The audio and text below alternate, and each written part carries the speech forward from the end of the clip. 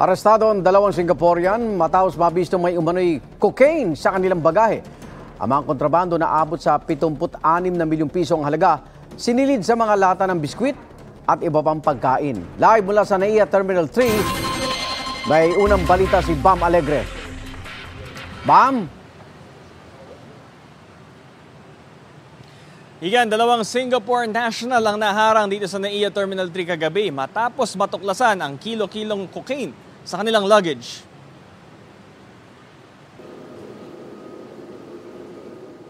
Humigit kumulang 14 na kilo ng ipinagbabawal na droga ang bumulaga sa PIDEA nang buksan ang mga lata ng biskwit at iba pang food item na ito pasado 10:00 kagabi sa NAIA Terminal 3. Matapos ang field test ng PIDEA at kumpirmasyon ng K9 unit, inisyal na natukoy ang kontrabando bilang cocaine.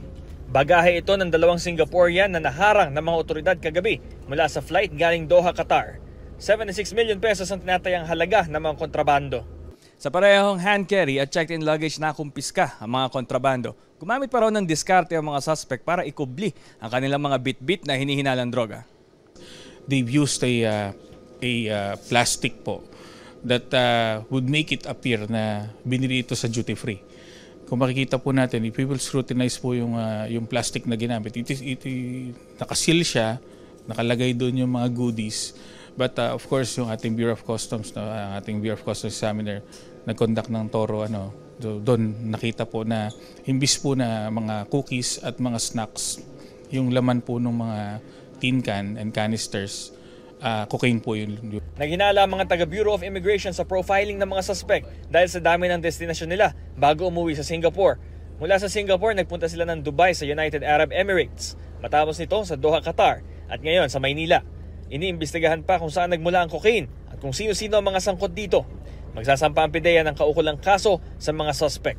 Ayon naman sa mga suspect, Oh, I don't know anything, but because they said that this one is nothing illegal, not illegal. My mom really said that she doesn't know anything. She doesn't know what does it contain. So that's it. Thank you so much.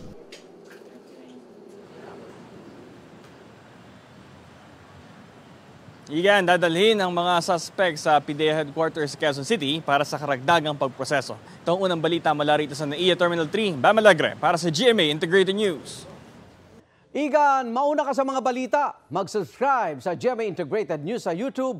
Sa mga kapuso abroad, subaybayan nyo kami sa GMA Pinoy TV at sa www.gmanews.tv.